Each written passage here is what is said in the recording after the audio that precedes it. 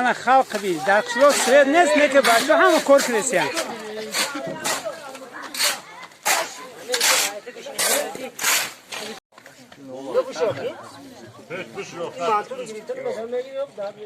همه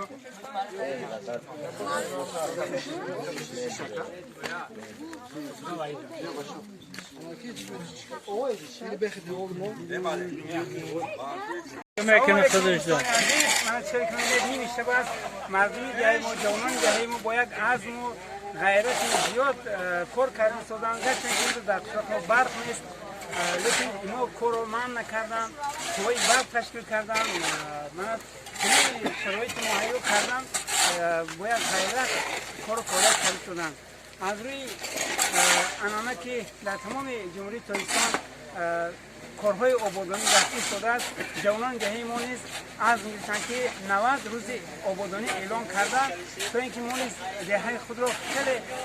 خوب و دلکش سازیم البته در یک 20 روز کاری ما توانستیم یک نتیجه نظارت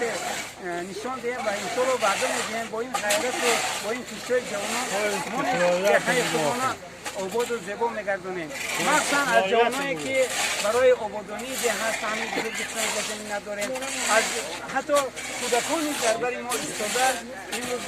دست جمعانه کار و فعالیت کرده شدن ما از این جوانان خیلی می‌نداریم و با این عزم و